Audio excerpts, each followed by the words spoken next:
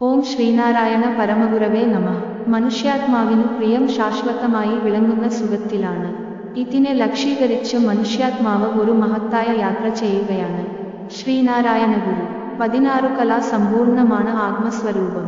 ആയതിനാൽ ശരീരത്തോടൊത്ത് ഒരു സമ്പൂർണനായ മനുഷ്യന് ജീവിതത്തിൽ സർവ്വതിലും വിജയിയായി പ്രകൃതി സുഖം അനുഭവിക്കുവാൻ സാധിക്കണമെങ്കിൽ ആത്മാവിൽ ഗുണങ്ങളും ശക്തികളും ഉണ്ടായിരിക്കണം. സമ്പൂർണതയുടെ ആത്മസ്വരൂപത്തെ 16 കലാസമ്പൂർണം എന്നാണു വിശേഷിപ്പിക്കുന്നത്. നമ്മുടെ കാൽച്ചുവട്ടു മുതൽ ശിരസു വരെയും ആത്മാവ് ചൈതന്യം നിറഞ്ഞ ഗുണങ്ങളോടെ ശക്തിസ്വരൂപമായി നിറഞ്ഞു നിൽക്കുന്നു. ശരീരം എന്ന ജഡമായ ഈ ഉപകരണത്തെക്കൊണ്ട് ഓരോ കർമ്മങ്ങളും ആത്മശക്തിയാൽ അത് ചെയ്യിക്കുന്നു. തന്റെ അന്തഃകരണം അഥവാ സ്ഥൂലമായ ശരീരത്തിൽ സ്വയം വ്യാപിച്ച അതേ ശരീരരൂപത്തിൽ നിലനിൽക്കുന്ന പ്രകാശിതമായ സൂക്ഷ്മ ശരീരത്തെയാണ് ആത്മാവ് കർമ്മകർത്താവായി ഉപയോഗിക്കുന്നത്. ഈശ്വരീയ ശക്തിയായി പരമാത്മാവിൽ നിന്നും കിട്ടിയിട്ടുള്ള ഈ ചൈതന്യശക്തികളും ഗുണങ്ങളും ആത്മസ്വരൂപത്തിന്റെ യഥാർത്ഥ അവസ്ഥയാണ്. ഇതാണ് ആത്മസ്വരൂപത്തിന്റെ ബ്രഹ്മാവസ്ഥ.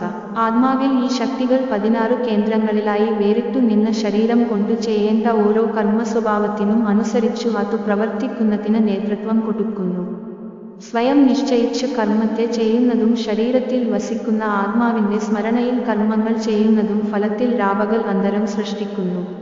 മഹാഗുരു നമുക്ക് ആത്മബോധത്തെ ഉണർത്തിത്തരുവാൻ സഹായിക്കുന്ന അവതാരപുരുഷനാണ്. ആശ്രയം തേടി ആ സ്നേഹം നേടിയെടുക്കുക. സർവ്വതും സുഖമയമാകും. നമസ്തേ.